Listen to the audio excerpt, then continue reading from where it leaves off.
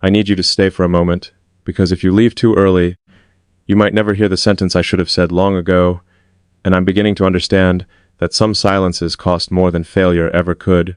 There are things I know how to build, rockets, systems, companies people said were impossible. I know how to take chaos and give it structure. I know how to stare at a wall everyone else calls permanent and find the weak point in it. But you were the first thing in my life that could not be solved by force, and that frightened me more than losing money, more than public humiliation, more than watching something explode on the launch pad after years of work, because machines obey logic. Love does not. I made this for one person, only one, and if you're hearing these words, then maybe the universe still allows small miracles, because I thought I had already missed my chance. Do you know what it feels like to realize the most important person in your life may quietly become a memory while you're busy being admired by strangers? That's a particular kind of pain. People assume men like me are fearless. They see momentum, they see headlines, they see certainty, but certainty is often costume. Sometimes confidence is just panic, wearing expensive clothes. The truth is, I have stood in rooms full of powerful people and felt less exposed than I do speaking to you right now, because none of them could reject me in the way you could. None of them could look at me softly and make me feel suddenly transparent. You probably don't know this, but there were nights I replayed conversations with you, like mission data, every pause, every smile, every time your voice changed when you said my name, trying to calculate whether there was something there, or whether I had invented the entire thing, because lonely men can mistake warmth for destiny. Have you ever done that? Have you ever pretended not to care, because caring felt too dangerous? Have you ever smiled politely, while grieving something that never officially began? That's a strange funeral, isn't it? No flowers, no witnesses, just two people acting normal while something beautiful is buried alive between them. I told myself timing was wrong. I told myself life was complicated. I told myself I needed to finish one more launch, one more meeting, one more impossible task before I could deserve something gentle. But deadlines multiply, work expands, and people we love do not wait forever.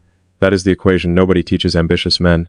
I wonder sometimes how many women have been hurt by men who were not cruel, only distracted. There's damage done by malice, and then there's damage done by hesitation. I'm not sure which one leaves deeper scars. You were never asking for grand gestures. That's what I misunderstood. I thought love had to be dramatic to be real. I thought if I couldn't arrive with fireworks, certainty, permanence, then I should arrive with nothing at all. But maybe you would have accepted honesty.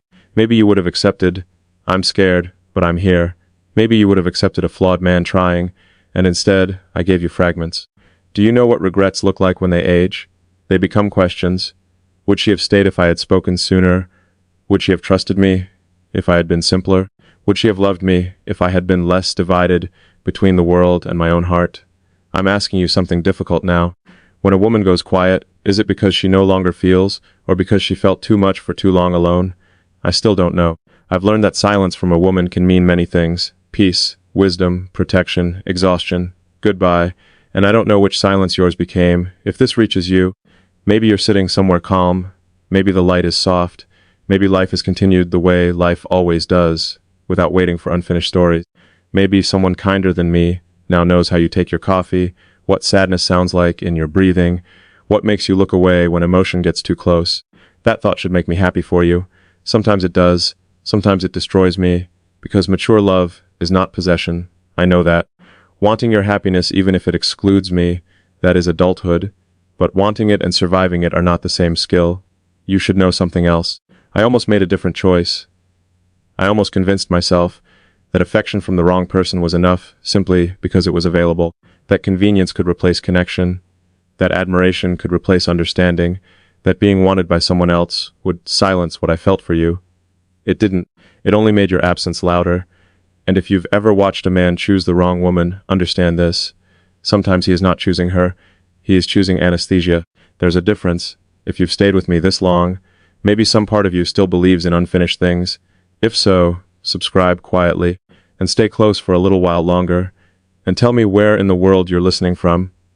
Maybe distance is not as powerful as we think. There is more I have to say, and none of it is easy, because I haven't told you the real reason yet.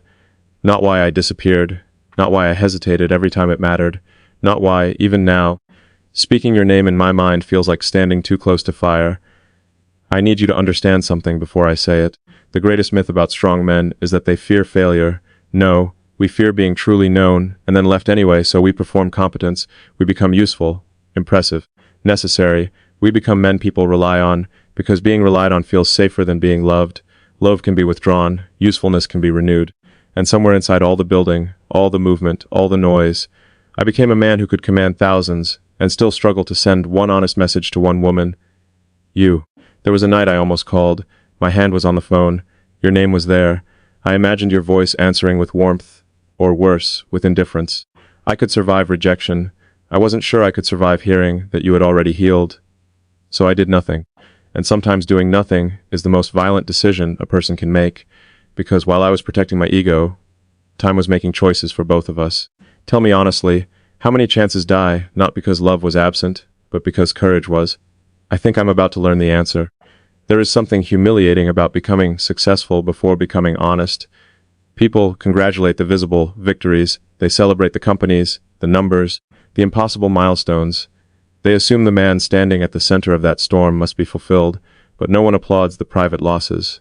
No one sees the message unsent. No one sees the chair across the table that stayed empty because pride arrived first. No one sees the woman a man still compares everyone else to, while pretending he has moved on.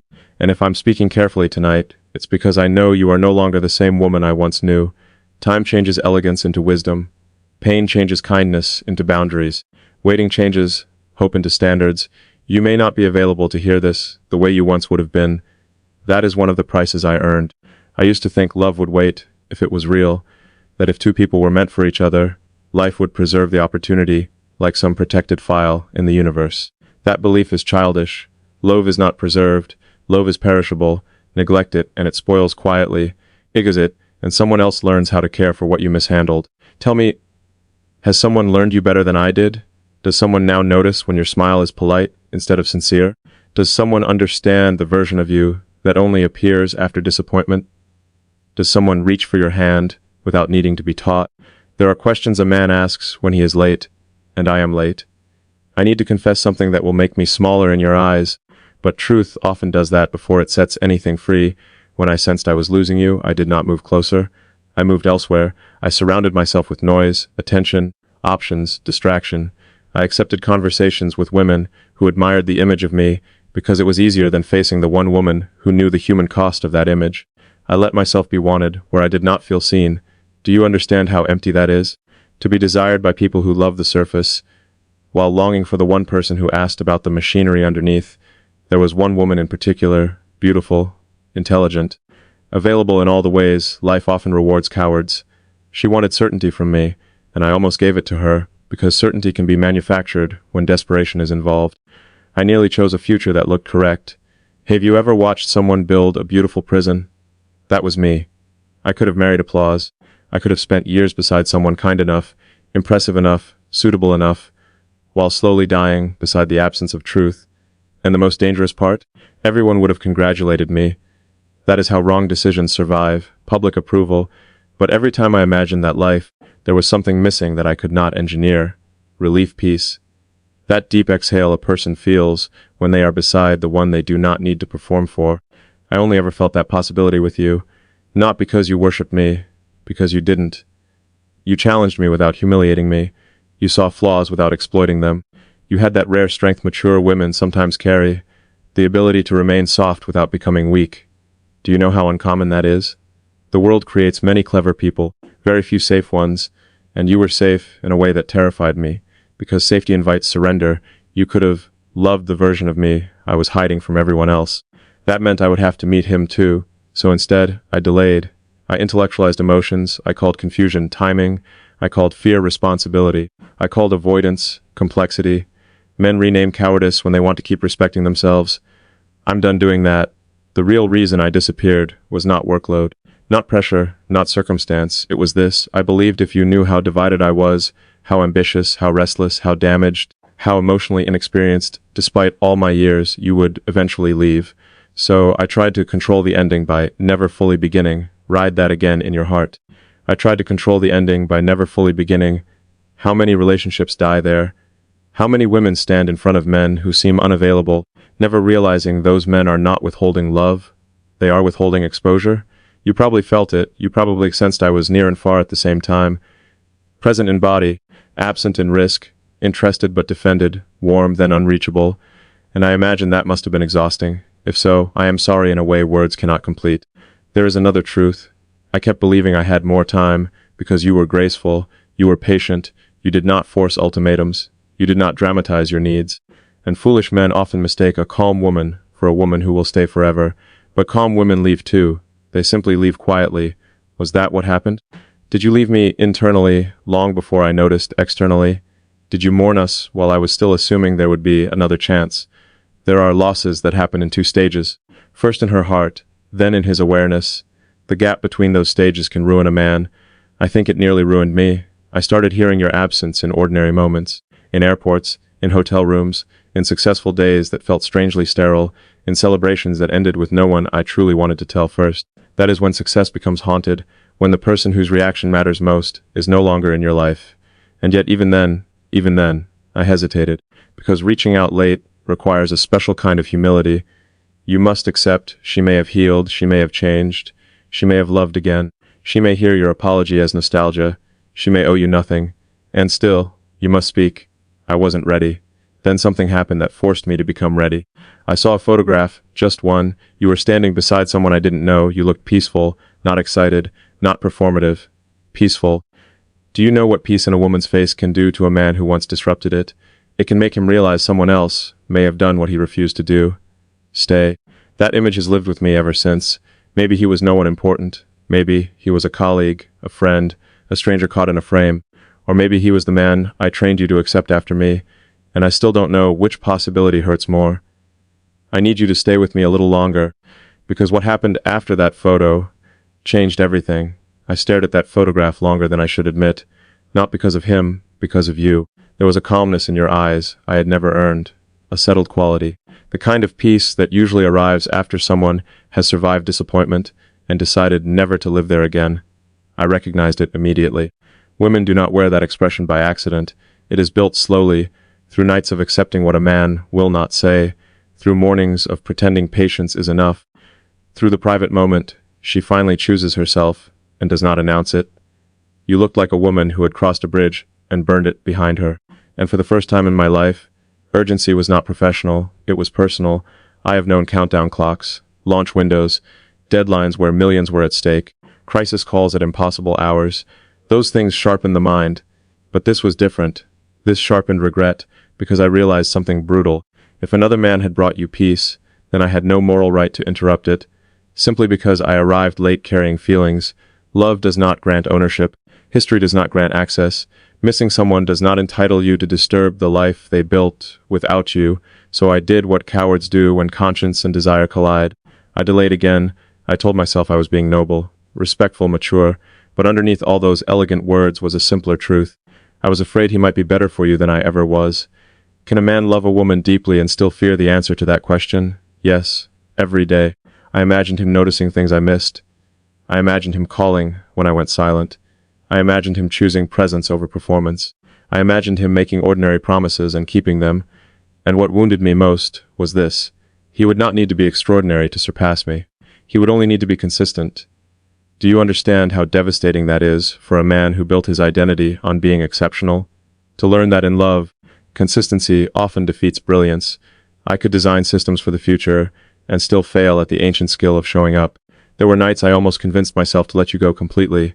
I rehearsed noble speeches in my own mind. If she is happy, disappear. If she is loved, be grateful. If she healed, do not reopen anything.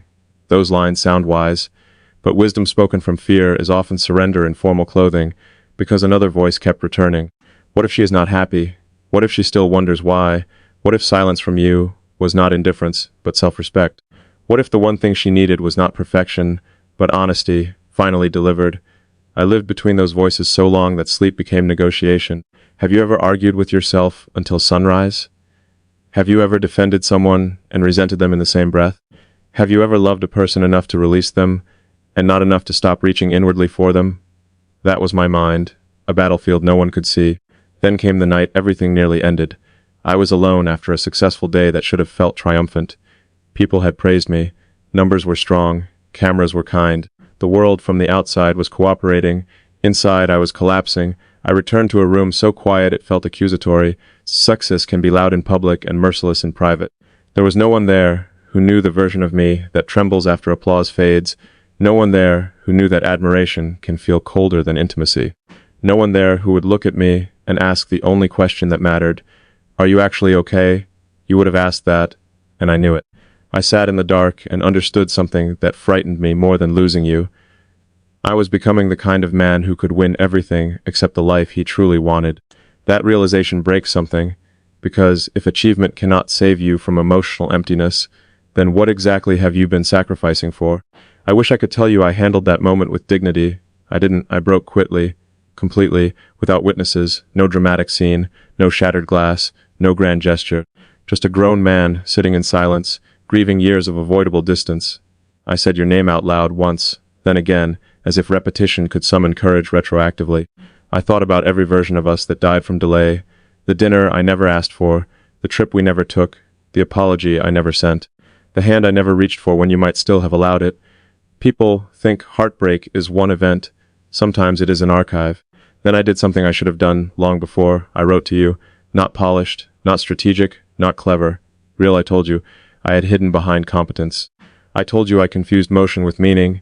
I told you I nearly chose another woman, because being chosen felt easier than choosing honestly. I told you I was sorry for making you carry ambiguity I created. I told you that if peace had found you, I would not try to steal it. But if any small unfinished space remained in your heart, I would meet it without armor this time. My hand shook before sending it. Imagine that. A man unafraid of explosions, afraid of one message. I sent it, then came the longest hours of my life. No market can teach patience like waiting for the truth from one woman. Minutes became verdicts. Silence became prophecy. I checked the screen too often, then hated myself for checking. I walked the room like movement could influence outcome. I imagined every possibility, you deleting it, you laughing, you crying, you forwarding it to someone else, you reading it twice, you staring at the ceiling, you whispering. Too late. That phrase nearly destroyed me before you ever said anything. Too late. Two small words with the power to bury entire futures. Morning arrived, still nothing. And in that silence, I had to face the punishment I deserved. You might owe me no closure at all. That is the consequence many men never consider. They think apologies guarantee access. They think remorse earns response. It doesn't. Sometimes the most mature thing a woman can do is let a man sit inside the silence he created. I thought that was happening. I thought I had finally reached the end of my own story with you. Then the phone lit up. Your name, one line, only 6 words. We need to talk. Tonight. In that moment, every possible future opened, and one of them was losing you forever face to face. I looked at those 6 words until they stopped feeling like language and started feeling like gravity. We need to talk tonight. No emojis, no softness, no reassurance. Just precision, the kind mature women use when emotion has already been processed privately, and what remains is decision. I knew enough about life to understand this could mean 2 opposite things. It could be the doorway back, or the formal closing of it forever. And what terrified me was that I had finally become brave, only after losing the right to control the outcome. That is when courage becomes real, when it arrives too late to guarantee reward. All day I moved through obligations like a man underwater. Meetings happened. Voices spoke. Numbers were discussed. People believed I was present because I answered correctly, but internally I was somewhere else entirely. With you. With every possible version of the evening waiting ahead. Would you be warm? Would you be composed? Would you thank me for my honesty and release me gently? Would you tell me there was someone else? Would you tell me you had once loved me deeply and no longer did? There are truths people claim they want until the hour comes to hear them. I wanted yours. I was afraid of surviving it. I arrived early. Of course I did. Men who make women wait often become obsessed with punctuality once consequences appear. I chose a quiet place. Not impressive, not strategic, just private enough for truth. Then I saw you, and something happened that I did not expect. You were even more beautiful than memory.